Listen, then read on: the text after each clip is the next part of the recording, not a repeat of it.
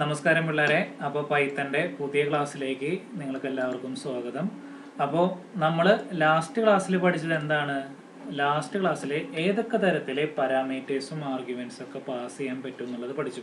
ഞാൻ നിങ്ങളുടെ PDF കുറച്ച് ഈ എക്സാമ്പിൾ പ്രോഗ്രാം ഒന്ന് എഡിറ്റ് ചെയ്തിട്ടുണ്ട്. ഞാൻ ഇത് ക്ലാസ്സിന് ശേഷം ഞാൻ നിങ്ങൾക്ക് അയച്ചു തരാം. കാരണം അപ്പോൾ ക്ലാസ്സിലെടുത്ത ഏകദേശം അതേ സെയിം പ്രോഗ്രാം തന്നെ എക്സാമ്പിളായിട്ട് ഞാൻ നിങ്ങൾക്കിവിടെ ടൈപ്പ് ചെയ്ത് വെച്ചിട്ടുണ്ട്. അപ്പോൾ നോക്കി നിങ്ങൾക്ക് പഠിക്കാൻ പറ്റും. ഓക്കെ, അപ്പോൾ ഈ 4 തരത്തിലുള്ള എല്ലാ ക്വസ്റ്റ്യൻ പേപ്പറിലും മാറി മാറി ചോദിക്കാറുള്ളതാണ്. അപ്പോൾ എന്തായാലും നിങ്ങൾ പഠിച്ചു വെക്കുക ഏതൊക്കെ 4 തരത്തിലാണ് പാരാമീറ്റേഴ്സും ആർഗ്യുമെന്റും ഫംഗ്ഷനിലേക്ക് പാസ് ചെയ്യാൻ പറ്റുന്നുള്ളത് പഠിച്ചു വെക്കാം. ഇന്ന് നമ്മൾ കാണാൻ പോകുന്നത് എങ്ങനെയൊക്കെയാണ്, നമ്മൾ മുമ്പ് പഠിച്ച കാര്യങ്ങളാണ്, പക്ഷെ ടെക്സ്റ്റ് ബുക്കിൽ അത് വേറെ വേറെ ടോപ്പിക്കുകളായിട്ട് പറഞ്ഞതുകൊണ്ട് നിങ്ങൾക്ക് പറഞ്ഞിരുന്നതാണ്. എങ്ങനെയൊക്കെയാണ് നമുക്കൊരു ഫംഗ്ഷൻ കോഡുകൾ നമുക്ക് പാസ് ചെയ്യാൻ പറ്റുക എന്നുള്ളതാണ് നമ്മൾ പഠിക്കാൻ പോകുന്നത്. അതിൻ്റെ ഒരു ആർഗ്യുമെന്റ് പാസ് ചെയ്യുക എന്നുള്ള രീതിയിൽ നമ്മൾ 4 പോയിന്റ് പഠിച്ചു. അതേ 4 കാര്യം തന്നെയാണ് ഫംഗ്ഷൻ കോൾ ചെയ്യുമ്പോഴും നമുക്ക് പഠിക്കാനുള്ളത്. ഓക്കെ, നോക്കാം. We define a function by giving it a name with some parameters, optional some parameters, and then a sequence of statement. Later we can call the function when we need it. നമ്മൾ പഠിച്ച കാര്യങ്ങളാണ് അല്ലേ. നമ്മൾ എങ്ങനെ ഒരു function define ചെയ്യുക, എന്തെങ്കിലും ഒരു പേര് കൊടുത്തിട്ട് ഓപ്ഷണലായിട്ട് പാരാമീറ്റേഴ്സ് പാസ് ചെയ്യണോ പാസ് ചെയ്യേണ്ടതെന്നുണ്ടെങ്കിൽ ഓപ്ഷണലാണ്. അതനുസരിച്ച് ഒരു പേര് കൊടുത്ത് നമ്മൾ ഫംഗ്ഷൻ നമ്മൾ ഒരെണ്ണം ഡിഫൈൻ ചെയ്യുക. അതിൻ്റെ ഉള്ളിൽ എന്തൊക്കെയാണോ ആ ഫംഗ്ഷൻ്റെ ഉള്ളിൽ വർക്ക് ചെയ്യേണ്ട സ്റ്റേറ്റ്മെന്റ്, ആ സ്റ്റേറ്റ്മെന്റ് എന്തൊക്കെയാണെന്നുള്ളത് നമ്മൾ അതിൻ്റെ ഉള്ളിൽ ടൈപ്പ് ചെയ്യുക. അതിനുശേഷം എപ്പോഴാണോ ആ ഫംഗ്ഷൻ വർക്ക് ചെയ്യേണ്ടതെന്നുണ്ടെങ്കിൽ ആ സമയത്ത് നമ്മൾ ആ ഫംഗ്ഷനെ കോൾ ചെയ്യാം. ഇതാണ് ഒരു ഫംഗ്ഷൻ കോൾ എന്ന് പറഞ്ഞു കഴിഞ്ഞാൽ. A function is called using the name with which it was defined earlier. മുമ്പ് ഡിഫൈൻ ചെയ്ത് വെച്ച ഫംഗ്ഷനെ മാത്രമേ നമുക്ക് കോൾ ചെയ്യാൻ പറ്റുള്ളൂ, ആ പേര് മാത്രമേ കോൾ ചെയ്യാൻ പറ്റുള്ളൂ. Followed by a pair of parenthesis.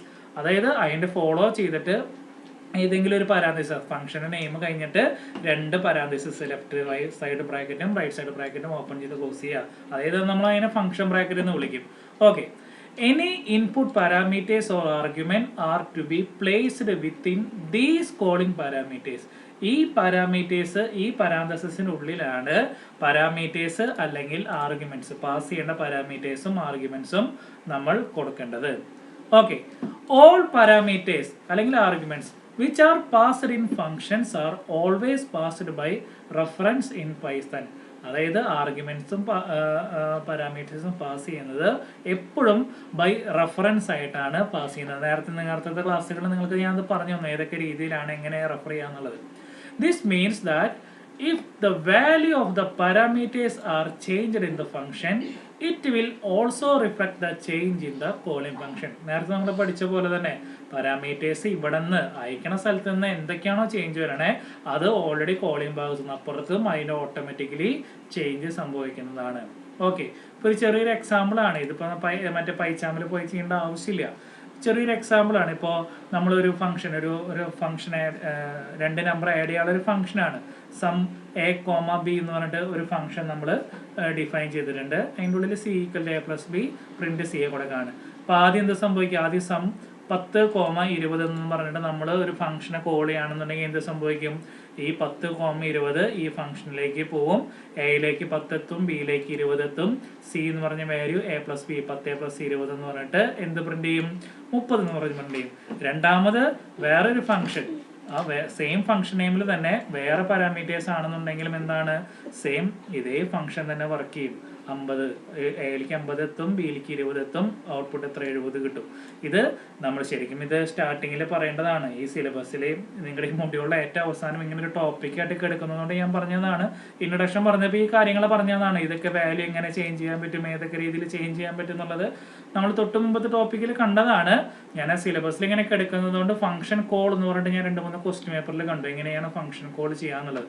അപ്പോൾ നിങ്ങൾ ശ്രദ്ധിക്കേണ്ട കാര്യം എന്ന് പറഞ്ഞു കഴിഞ്ഞാൽ ഒരു 2 മാർക്കിനെ ചോദിക്കുകയാണെന്നുണ്ടെങ്കിൽ ഇത്ര എഴുതിയാൽ മതി. ഇതാണ് ഫംഗ്ഷൻ കോൾ എന്നുള്ളത്.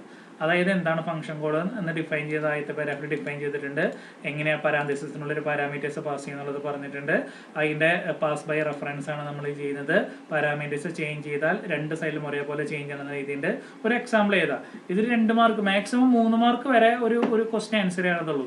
ചിലപ്പോൾ ഫംഗ്ഷൻ കോൾ എന്താണ് ഫംഗ്ഷൻ കോൾ എന്ന് ഡീറ്റെയിൽ ആയിട്ട് എക്സ്പ്ലെയിൻ ചെയ്യാൻ പറഞ്ഞു കഴിഞ്ഞാൽ നിങ്ങൾ എന്ത് ചെയ്യണം?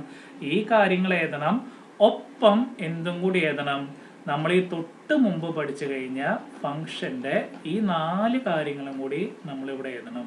ഫംഗ്ഷൻ നമ്മൾ പഠിച്ചപ്പോൾ ഫംഗ്ഷൻ 4 രീതിയിൽ പാരാമീറ്റേഴ്സും ആർഗ്യുമെന്റും പാസ് ചെയ്യാൻ പറ്റുമെന്ന് പറഞ്ഞിട്ട്, അതായത് ഒരു 5 മാർക്ക് തൊട്ട് മുകളിലേക്ക് ചോദിക്കുകയാണെന്നുണ്ടെങ്കിൽ ഇത് ഫംഗ്ഷൻ കോൾ എന്ന് പറഞ്ഞിട്ട് ഈ ഒരു സെക്ഷൻ മാത്രമല്ല എഴുതി വെക്കേണ്ടത്. ഇവിടെ നമ്മൾ എക്സാമ്പിൾ കൊടുത്തപ്പോൾ നമ്മൾ എക്സാമ്പിൾ കൊടുക്കണേൽ നമ്മൾ 4 തരത്തിലെ പാരാമീറ്റേഴ്സ് ആർഗ്യുമെന്റ് പാസ് ചെയ്യാന്ന് പറഞ്ഞിട്ട് അതും കൂടി എഴുതിയാലാണ് നിങ്ങൾക്ക് ഫുൾ മാർക്ക് കിട്ടുള്ളൂ. ഓക്കെ, അപ്പൊ അതാണ് എന്ത് ഫംഗ്ഷൻ കോൾ. ഇനി നമ്മൾ രണ്ടാമത് പഠിക്കാൻ പോകുന്ന ഒരു കാര്യമാണ് റിട്ടേൺ സ്റ്റേറ്റ്മെന്റ്. എങ്ങനെയാണ് റിട്ടേൺ സ്റ്റേറ്റ്മെന്റ്? നമ്മൾ ഇത്ര നാൾ പഠിച്ച ഫംഗ്ഷനിൽ എങ്ങനെയാണ് നമ്മൾ ചെയ്തത്? ഫംഗ്ഷൻ കോൾ ചെയ്തതിനു ശേഷം ആ ഡിഫൈൻ ചെയ്ത സ്റ്റേറ്റ്മെന്റിന്റെ ഉള്ളിലാണ് എന്ത് അതിന്റെ ഔട്ട്പുട്ട് പ്രിന്റ് ചെയ്യേണ്ടത്. ഇനി ഈ ഔട്ട്പുട്ട് റിട്ടേൺ ഇവിടേക്ക് കിട്ടണമെന്നുണ്ടെങ്കിൽ എന്ത് സ്റ്റേറ്റ്മെന്റ് ആണ് ഉപയോഗിക്കേണ്ടത്? ആ സ്റ്റേറ്റ്മെന്റിന്റെ പേരാണ് return statement. The return statement is used to exit a function. ഒരു ഫംഗ്ഷൻ എക്സിറ്റ് ചെയ്യാൻ വേണ്ടിയിട്ടാണ് ഉപയോഗിക്കുന്നത്. A function may or may not return a value. എല്ലാ ഫംഗ്ഷനും വാല്യൂ റിട്ടേൺ ചെയ്യാം, റിട്ടേൺ ചെയ്യാതിരിക്കാം. If a function returns a value, ഒരു function value return ചെയ്യുകയാണെന്നുണ്ടെങ്കിൽ it is passed back by the return statement. ബാക്കിലേക്ക് റിട്ടേൺ എന്ന് പറഞ്ഞൊരു സ്റ്റേറ്റ്മെന്റ് നമ്മൾ അവസാനം കൊടുത്തിട്ട് വേണം എവിടേക്ക് ആ return statement as argument the caller. കോളറിലേക്ക് ആ വാല്യൂ തിരിച്ചെത്തണമെന്നുണ്ടെങ്കിൽ നമ്മൾ എന്ത് ചെയ്യണം? റിട്ടേൺ എന്ന് പറഞ്ഞൊരു സ്റ്റേറ്റ്മെന്റ് കൊടുക്കണം.